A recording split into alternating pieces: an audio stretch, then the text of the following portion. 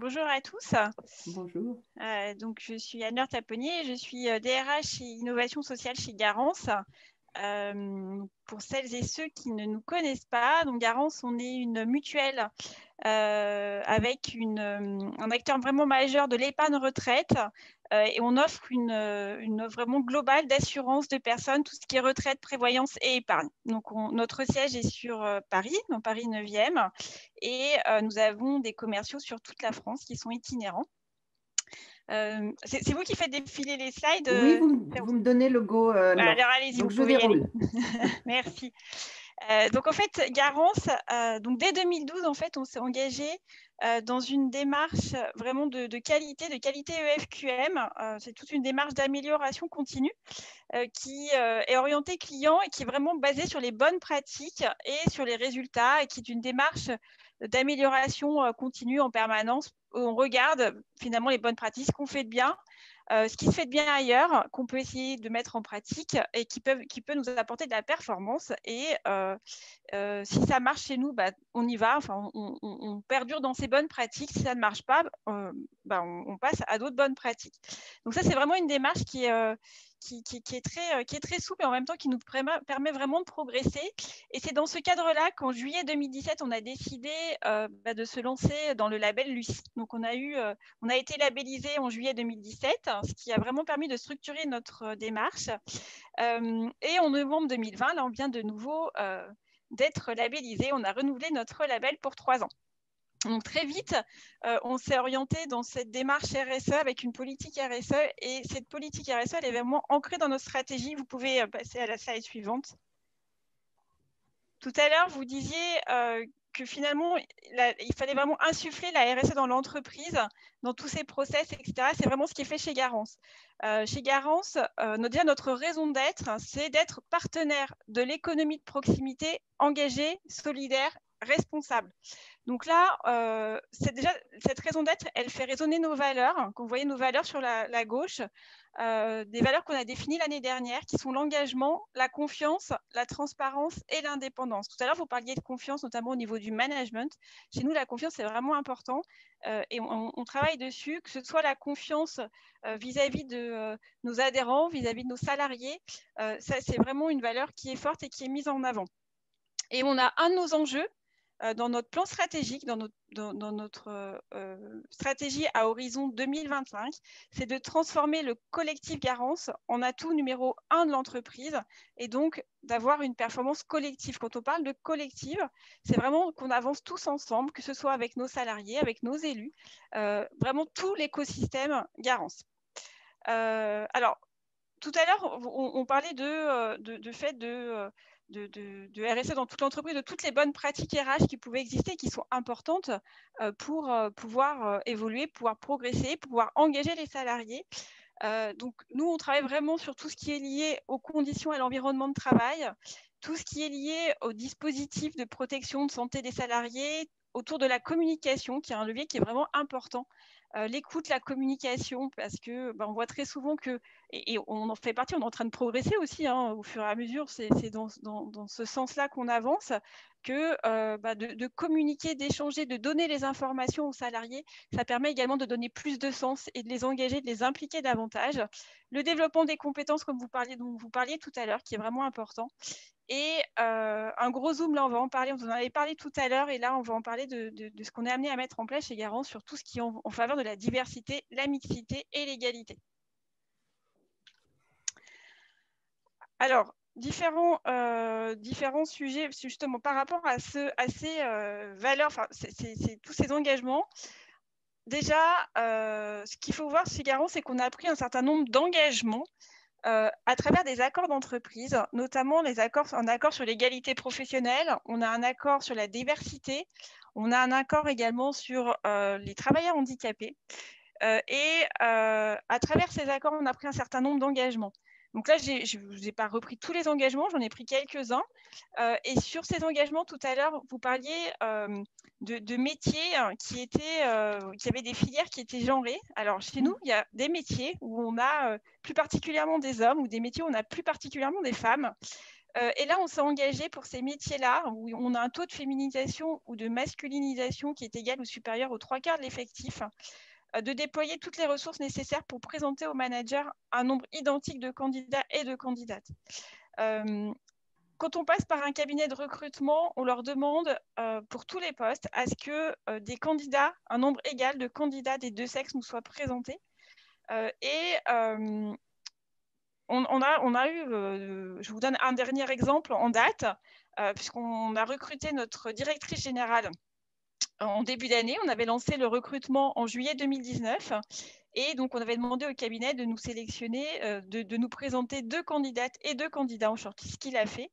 Et on a recruté une femme, donc Virginie Oswald, qui nous a rejoint en début d'année.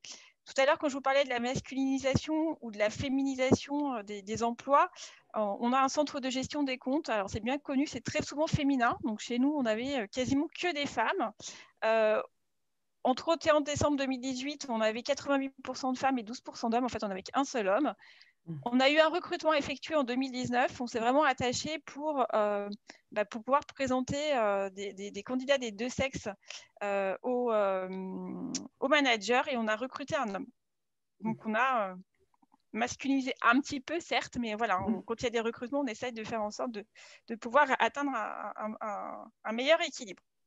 On travaille également sur tout notre parcours d'intégration. Tous les salariés qui intègrent Garance suivent un parcours d'intégration, le même parcours d'intégration, puisqu'on a vraiment ce parcours, il permet aux salariés de connaître tout l'environnement Garance, d'avoir ce qu'on appelle un sentiment d'appartenance. Donc, tous nos salariés suivent ce parcours. Même pendant cette période de confinement au printemps dernier, ou là, depuis la rentrée, on a eu 2 parcours d'intégration, et les salariés nous ont rejoints à distance et ont suivi tout le parcours d'intégration à distance. Tout à l'heure, vous parliez de tout ce qui est outils. Donc voilà, on a préparé leurs outils, on leur a envoyé via Chronopost, et ils ont suivi toute la formation à distance avec Teams.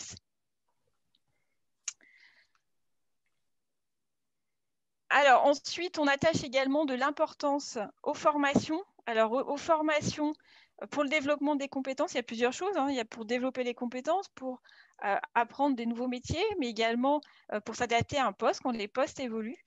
Et donc là, on s'est engagé à suivre des indicateurs, et on a un taux de formation, un taux de salariés qui est formé, qui est important, puisqu'en 2019, on avait quasiment tous les salariés qui avaient suivi au moins une formation.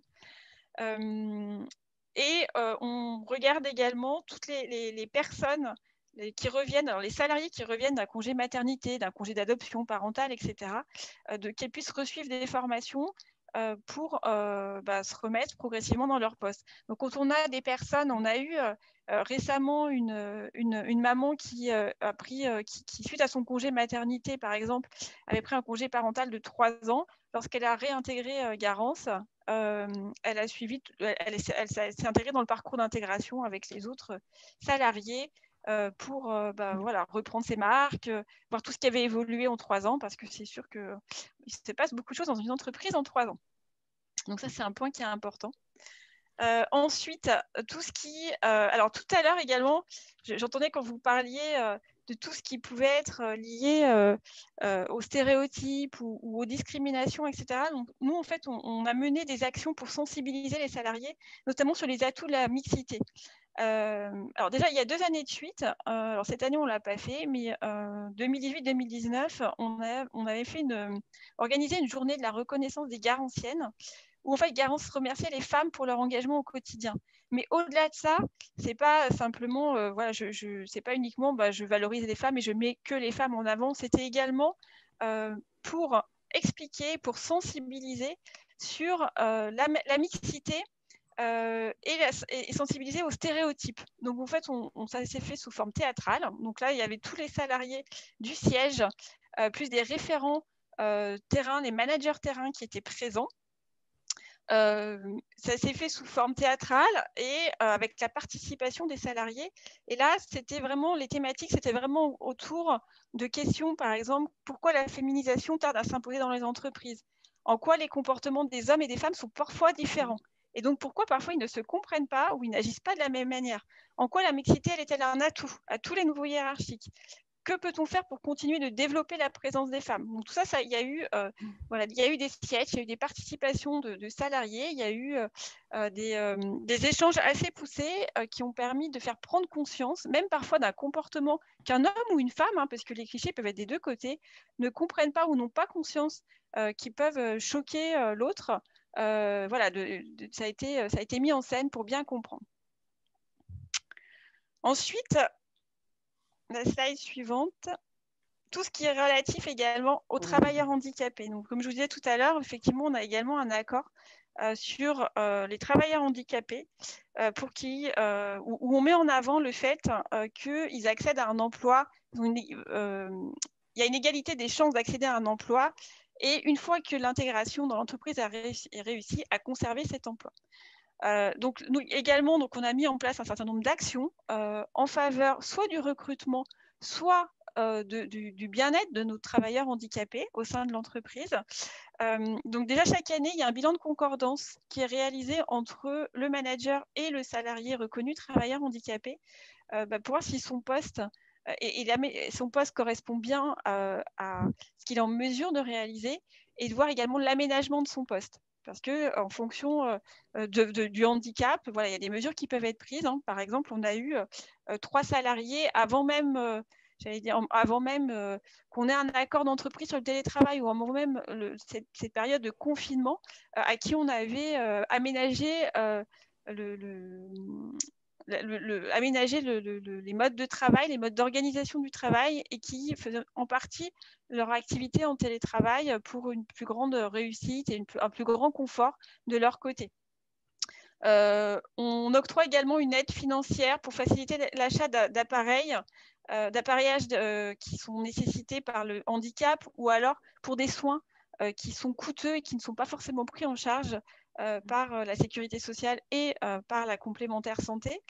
On octroie également des jours d'absence autorisés et rémunérés pour faciliter les démarches administratives. Et on a au sein de l'équipe RH une salariée qui est référente handicap et qui s'est formée en ce sens pour pouvoir accompagner les salariés dans leurs démarches, leurs questions. Voilà. Donc ça, on l'a vraiment pris en compte. C'est vraiment un point qui est important et qui est important pour Garance. Ce qui est également important, là où on met également un accent important, c'est sur la parentalité et tout ce qui est autour de la conciliation vie pro, vie perso. Donc, déjà, en ce qui concerne la parentalité, on a pris des mesures, certes pour les femmes, mais également pour les pères, pour les futurs papas. Donc, par exemple, je vous donne quelques exemples. Un futur papa, s'il le souhaite, il peut avoir une réduction d'1 heure alors là, c'était pour les femmes. Mais lui, il peut, à partir du début du 6e mois de grossesse de sa conjointe, travailler 1 heure de moins par semaine.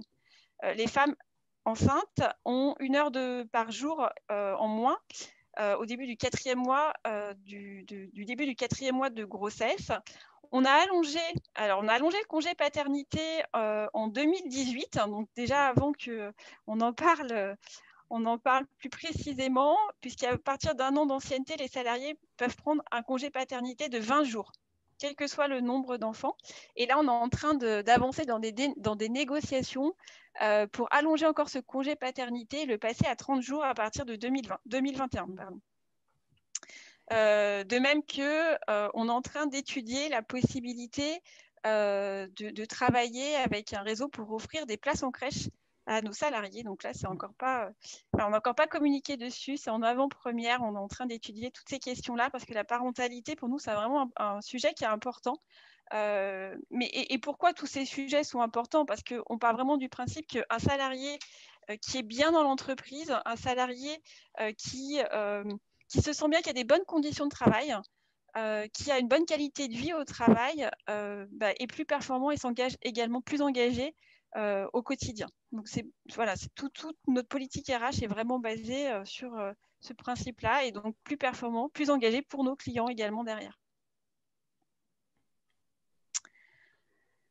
Alors tout à l'heure, on parlait du télétravail. Alors le télétravail, chez Garance, on a on a signé déjà un accord d'entreprise en 2019. Alors, en 2019, on était parti sur une phase pilote pour voir si effectivement le télétravail pouvait fonctionner, pour offrir également de voir ce qui allait ou ce qui n'allait pas dans ce qu'on avait proposé.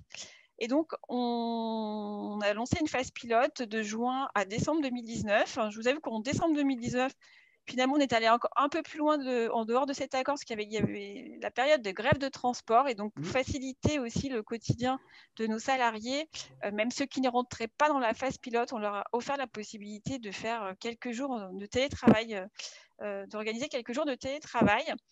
Et on avait signé, avant le confinement, un accord qui est entré en vigueur tout début 2020. Et donc, dans cet accord, on est parti sur 2 formules possibles, soit du télétravail 1 jour par semaine, soit un forfait annuel de 24 jours par an.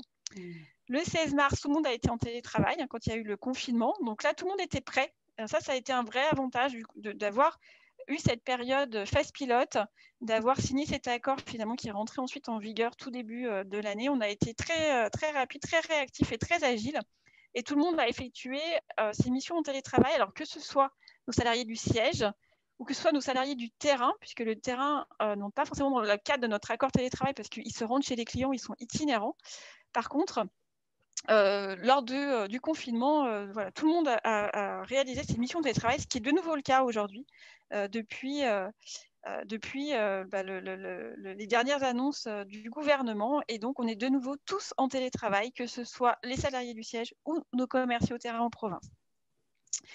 Et finalement, cette crise, elle a accéléré notre transformation et notre vision des choses.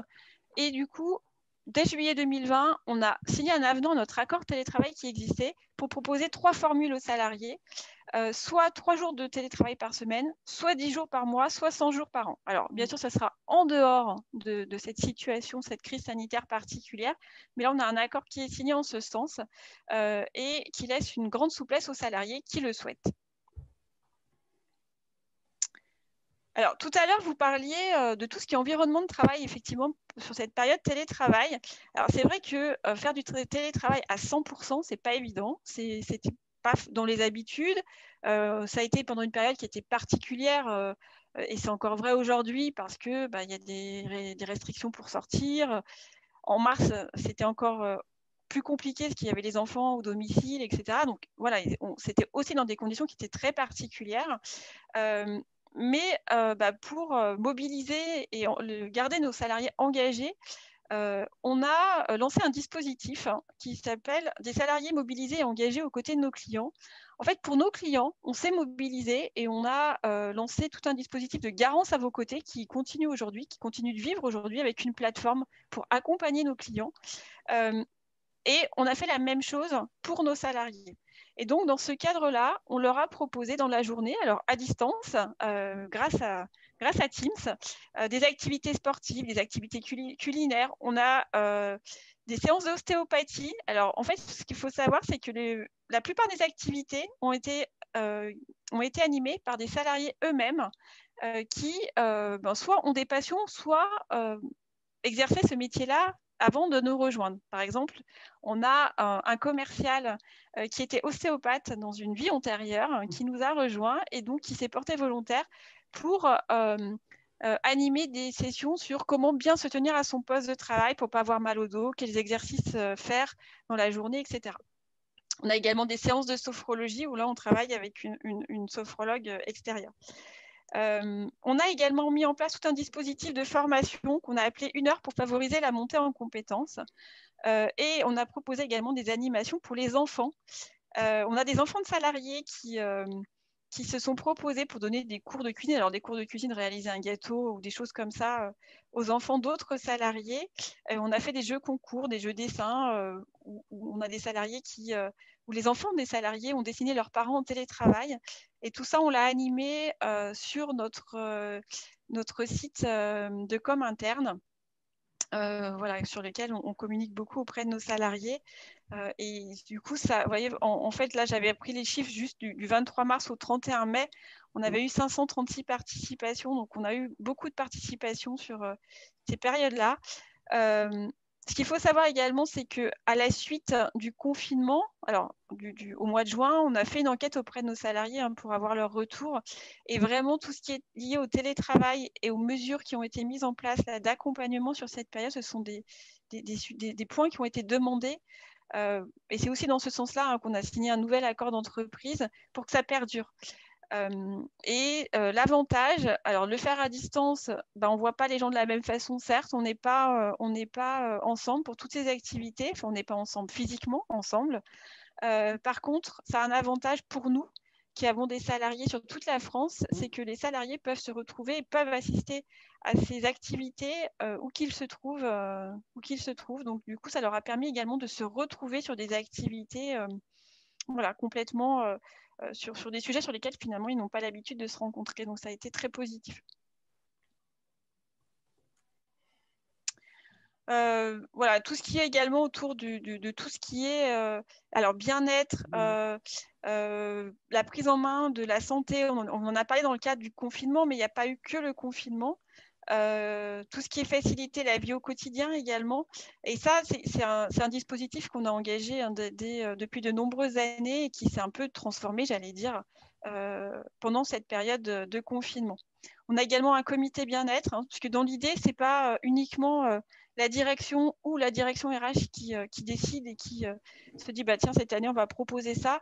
On travaille en relation avec un comité bien-être qui nous remonte les idées. Alors, comité bien-être, ce sont des salariés qui se sont portés volontaires de différents services et qui nous remontent les idées et les propositions de leurs collègues et qui nous aident également derrière à les mettre en place et à valoriser et à faire participer leurs collègues aux animations qui sont proposées. Tout à l'heure, je vous parlais de la communication. Alors, la communication, c'est vraiment important parce que vraiment pour faire adhérer, embarquer les salariés, c'est important de développer une communication qui soit vraiment, qui a un sens derrière pour que nos salariés soient également ambassadeurs. Ça, c'est vraiment un point qui est important pour nous. Donc, c'est un sujet sur lequel on travaille, sur lequel on est en train de se développer encore davantage parce que ça faisait partie aussi de nos axes de progrès. Donc, en début d'année, on a mis en place, je vous disais tout à l'heure, un extranet, donc un site de com interne qui s'appelle Garance Life. Le nom a été proposé par un groupe de salariés. Et sur ce site, donc, on communique tous les jours des actualités. Et ce qui est important, et ce qu'on met vraiment en avant, c'est que aujourd'hui, nos salariés doivent être informés en amont de tout ce qui se passe chez Garance et en amont de ce qu'on peut communiquer à l'externe et que donc ils n'apprennent pas via des réseaux sociaux ce qui peut se passer chez Garance. Ça, c'était vraiment une demande. On avait travaillé avec un groupe de salariés en ce sens, puisqu'on a également des référents comme internes, pour qu'ils nous, qui nous remontent finalement ce que... pourquoi de la com interne, ce qu'ils attendent en termes de com interne, comment communiquer, sur quelle thématique, etc. Et on a construit notre site de com interne avec leurs idées, à partir de leurs idées. Et donc, c'est un site vraiment qu'on fait vivre. Alors après, la com interne, descendante et via un site, ce n'est pas suffisant. On a toute une stratégie de com. Ce qui est important également, c'est que cette communication, elle soit relayée. Donc, à la fois relayée par nos référents com internes, mais également par les managers, par des salariés qui participent à des groupes de travail transverses. Et ça, on travaille beaucoup en ce sens. Pour avoir des comités transverses pour que chacun sache ce qui se passe, comment on avance sur les travaux et donc après qu'ils puissent en parler à leurs collègues et les redescendre dans les services, qui est également de la communication ascendante. Et tout à l'heure, je vous parlais du fait d'être ambassadeur. On a développé sur ce début d'année une app donc, qui a été déployée tout début juillet, où les salariés alors, sur cette app, en fait, les salariés ont accès à tous les produits, à des fiches produits Garance de manière très simple. Et partout où ils ont la possibilité de parler de Garance et de dire à leurs amis, lors d'une soirée, lorsqu'ils vont chez leur coiffeur ou autre, de savoir expliquer ce que fait Garance et de pouvoir remonter ensuite des contacts qualifiés qui sont traités ensuite par nos équipes commerciales. Et ça fait partie également, c'est ça aussi, les engager, c'est également les rendre ambassadeurs. Et ça va également dans le sens de notre accord d'intéressement qu'on a signé cette année, où il y a un de nos critères, c'est le nombre de contacts qualifiés que les salariés remontent. Et c'est dans ce sens-là où on se dit tout le monde participe au chiffre d'affaires de Garance et à la réussite de Garance. Voilà principalement les sujets sur lesquels je souhaitais aborder pour aller dans la continuité de ce que Nathalie et Férouz vous présentiez tout à l'heure. Je ne sais pas s'il y a des questions. Merci Anne-Laure, en tout cas, c'est toujours fascinant. Merci beaucoup Anne-Laure, oui, parce que c'est plein de bonnes pratiques opérationnelles et c'est ça qui est intéressant, c'est vraiment rentrer dans le concret, voir comment vous avez fait chez Garance pour répondre à tous ces enjeux.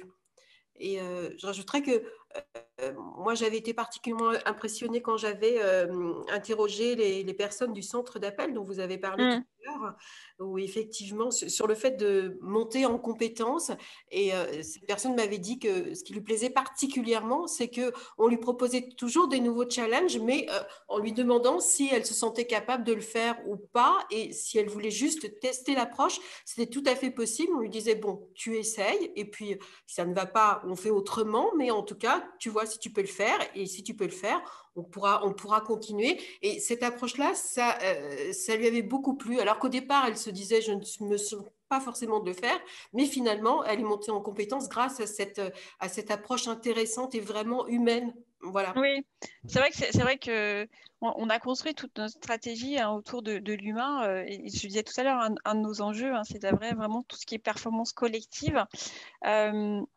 Parce que je vois qu'il y a une question autour parce qu'on a donné la parole à l'ensemble des salariés sur la RSE.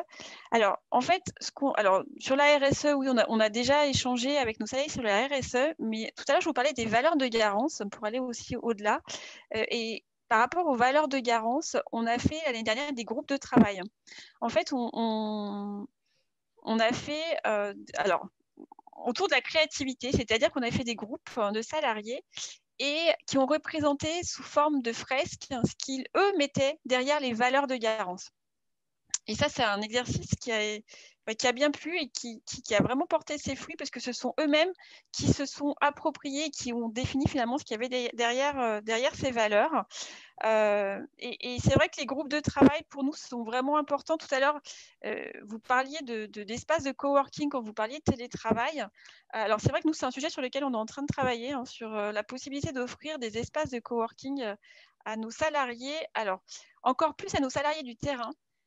Parce que finalement, ils travaillent de chez eux, ils sont un peu partout en région, on a à peu près un commercial par département. Et du coup, c'est aussi important pour eux de pouvoir se retrouver à des endroits ou de retrouver d'autres personnes, d'échanger avec d'autres personnes. Donc, on est en train de travailler sur ce sujet pour 2021. Et là, on a fait pencher nos salariés, deux groupes de salariés, sur deux choses, sur deux sujets. Un sur le flex office et un deuxième sujet sur créer un espace, alors on l'appelle coworking, au sein de Garance. Parce qu'en fait, on a le 25 septembre à distance, on a lancé notre plan Strat. Donc, on a fait participer tous les salariés avec le matin des ateliers pour expliquer chacun de nos grands enjeux et objectifs. Et l'après-midi, on avait fait des groupes de travail qui se sont penchés notamment sur comment transformer nos façons de travailler. Et parmi les idées qui sont ressorties de ces groupes de travail, il y a eu tout ce qui est lié au coworking, tout ce qui est lié au flex office.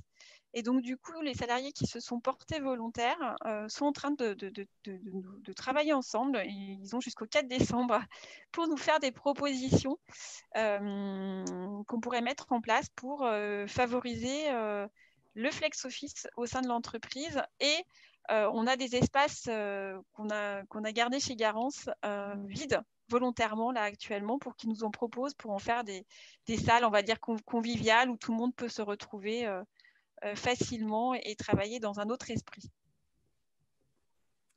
Merci Anne-Laure. Il y a quelque chose que vous dites et qui nous frappe tous, je pense, et que tout le monde aura remarqué, c'est que finalement, toutes ces solutions que vous trouvez sont impulsées par l'intérieur, par les salariés eux-mêmes, hein. C'est-à-dire que vous vous inspirez de cette intelligence collective que vous mettez en place Oui. certainement aussi, ce sont des gens volontaires, par volontariat. Et finalement, c'est une vraie force parce que tout ce que vous avez mis en place comme solution immédiatement opérationnelle vient de vos salariés eux-mêmes. Oui, oui, c'est important parce que si on fait que ce que nous, enfin, ce qui nous plaît à nous, ça ne marchera pas. Ce qui est important, c'est qu'effectivement, les salariés, que les idées viennent des salariés et qu'ils soient à la fois, comment dire, qu'ils portent les idées et que derrière, ils nous accompagnent dans leur mise en œuvre et également dans la communication autour de ces idées. Alors, ce que tout à l'heure, quand je vous parlais, vous me parliez de effectivement RSE, mais quand vous me parliez également on parle de groupe, ce qu'il faut savoir également, c'est qu'en 2018, on a lancé un dispositif où en fait, on permet à nos salariés, à chaque fois à 2 salariés volontaires, de participer aux comités qui sont mis en place. Et par exemple, parce que là, on est sur une thématique RSE, on a un comité RSE qui se réunit 4 fois par an. Et à chaque comité RSE, on a des salariés volontaires qui viennent participer au comité pour mieux comprendre finalement ce qu'est la RSE et comment sont prises les décisions également qu'on est amené à prendre. Voilà. Et sans oublier que quand on parle d'engagement, hein, parce que tous ces sujets-là, c'est important que derrière de nous assurer aussi qu'on a des salariés qui sont engagés et que finalement on ait des salariés qui soient embarqués. Et ça va aussi dans le sens, aujourd'hui, ça fait la 4e année où on est reconnu Great Place to Work. Donc on fait partie des entreprises labellisées. Et cette année, on a été reconnu également entreprise Great Place to Work pour les femmes. Oh, félicitations. Voilà. Donc maintenant, voilà, on a plein d'enjeux, on a plein d'idées, voilà, donc à nous de continuer pour que, voilà, de poursuivre pour continuer à avoir des salariés qui soient engagés et qui soient performants collectivement et pour nos clients. Oui, et puis tous ces exemples vont être une source d'inspiration pour enchaîner sur l'atelier pour rédiger la feuille de route.